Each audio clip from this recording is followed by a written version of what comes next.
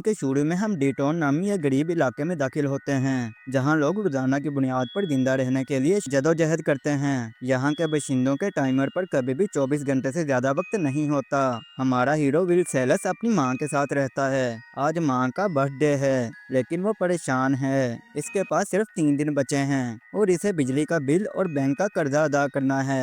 माँ विल को मना करती है और खुद को ओवर टाइम करने चली जाती है। यह कहकर वो अगले दिन बस स्टेशन पर मिलेगी। माँ ने नहीं जाना था कि वो अपने बेटे को देखने के लिए जिंदगी का आखिरी दौर लगाने वाली है। विल जब फैक्ट्री जा रहा था तो इसने माया नामी एक नौजवान लड़की को अपने वक्त में 5 मिनट दे दिए।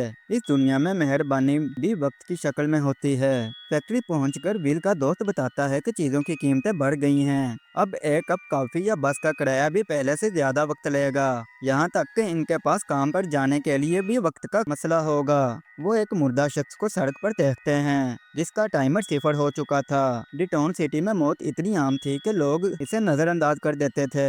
रात को विल को अपनी मजदूरी मिलती है। वो अपने दोस्त के साथ एक क्लब में जाता है। वहाँ इसकी नजर हेनरी नामी एक अजनबी पर पड़ती है, जो जवान दिखता है, मगर इसके हाथ पर 105 साल का वक्त चमक रहा था। विल इसे खबरदार करता है कि यह इलाका खतरनाक है, यहाँ तुम्हें कोई भी लूट लेगा।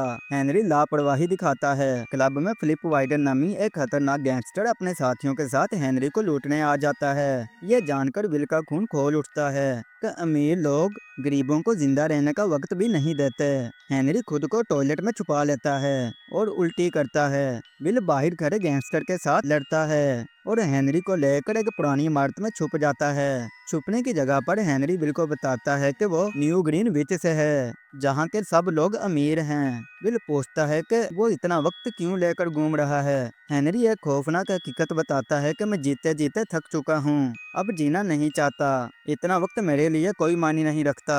विल के पास कम वक्त देखकर हेनरी एक बड़ा फैसला करता है। वो सोते हुए अपना सारा वक्त तकरीबन 100 साल का विल के हाथ पर ट्रांसफर कर देता है। सुबह जब विल की आंख खुलती है तो वो देखता है कि इसके पास एक सदी का वक्त है। विल को एहसास होता है कि हेनरी ने इसे यह वक्त दिया है। हेनरी अपने लिए सिर्फ 5 मिनट का वक्त रखकर पुल पर जाकर खुदकुशी कर लेता है। विल इस वक्त में से 10 साल अपने दोस्त को दे देता है और फिर बस स्टेशन की तरफ दौड़ता है। दूसरी तरफ विल की माँ अपने कर्जा अदा करने के लिए बस स्टेशन आती है, लेकिन बस ड्राइवर बताता है कि किराया 1 घंटे से बढ़कर 2 घंटे हो गया है। माँ के पास सिर्फ 1.5 घंटे का वक्त था। वो जानती है कि वो वक्त पर नहीं पहुंच पाएगी, लेकिन वो अपने बेटे से मिलने के लिए पागलों की तरह दौड़ती है। विल बस स्टेशन पर इंतजार कर रहा था, मगर माँ को ना पाकर वो इसे ढूंढने निकल जाता है। वो दोनों दौड़ते हैं, एक दूसरे से सिर्फ चंद सेकंड के फासले पर होते हैं, और विल अपनी आंखों के सामने अपनी माँ को टाइमर 0 होने की वजह से मरते हुए देखता है। 100 साल का वक्त होने के बावजूद भी अपनी माँ को नहीं बचा सका।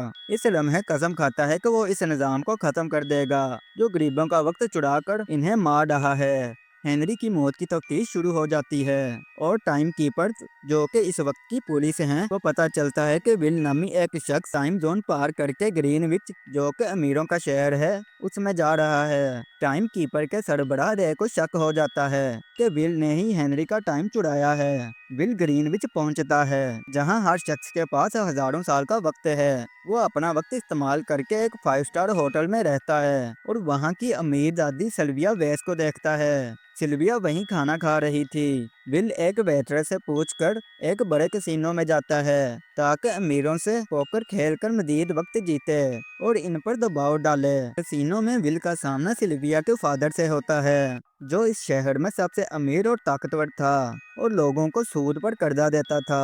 विल पोकर की एक बाजी में हिस्सा लेता है, जहां शर्त 100 साल तक पहुंच जाती है। अपनी होशियारी से विल यह बाजी जीत लेता है। फिलिप मुतासिर हो जाता है और इसे अपनी बेटी सिल्विया से भी मिलवाता है। सिल्विया विल को अपने घर की एक शानदार पार्टी में दावत देती है। विल एक महंगी कार खरीदकर वहां पहुंच जाता है। पार्टी में विल और सिल्विया एक साथ डांस करते हैं, जिससे सिल्विया के वालिदैन नाराज हो जाते हैं, लेकिन इसी दौरान टाइम कीपर वहां पहुंच जाता है।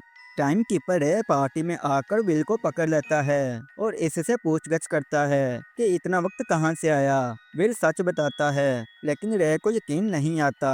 वो विल के हाथ से सारा वक्त ले लेता है। विल के पास अब सिर्फ 2 घंटे का वक्त बचा है। सिल्विया और इसके वालिद को पता चलता है कि विल एक चोर है और डिटॉन सिटी से आया है।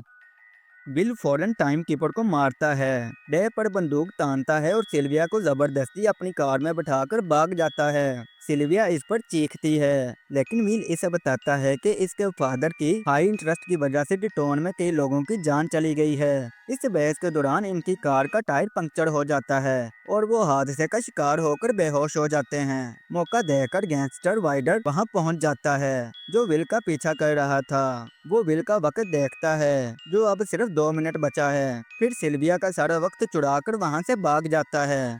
सिल्विया होश में आकर देखती है कि इसके पास अब वक्त नहीं बचा। वो पहली बार मौत का खौफ महसूस करती है।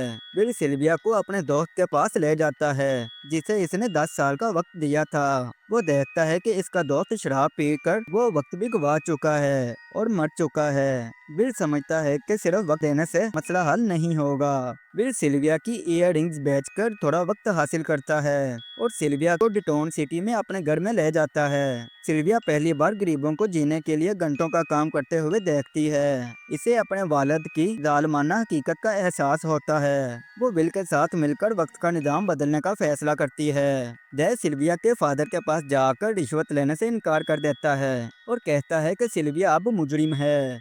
विल और सिल्विया सिल्विया के फादर यानी फिलिप के बैंक को लूटने का मंसूबा बनाते हैं। वो एक कामयाब डकैती करते हैं और टाइम कैप्सूल गरीबों के इलाके में सड़कों पर बिखेर देते हैं। गरीब लोग पागलों की तरह वो वक्त लूटने लगते हैं। अगले दिन बैंक में इंटरेस्ट रेट बढ़ाकर 37% कर दिया जाता है, ताकि लूटा हुआ वक्त वापस लिया जा सके।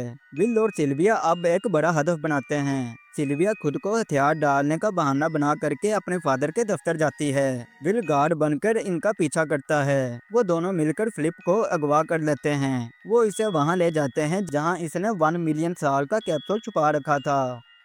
विल और सिल्विया 1 मिलियन साल का वक्त लेकर भागते हैं। रे इनका पीछा करता है और कार को टक्कर मारकर इन्हें रोक देता है। विल कार से निकलकर वो बड़ा कैप्सूल माया को देता है, जिसे इसने शुरू में 5 मिनट दिए थे। वो इससे कहता है कि यह वक्त वो गरीबों में बांट दे। रे दोनों पर बंदूक तानता है। विल रे का हाथ देखता है तो इसे पता चलता है कि रे के हाथ पर बहुत कम वक्त बचा है। रे अपनी तनख्वाह हमेशा कैप्सूल में रखता था और सिर्फ एक दिन का वक्त हाथ पर रखता था। विल रे से कहता है कि जो वक्त तुमने मुझसे लिया था वो वापस दे दो।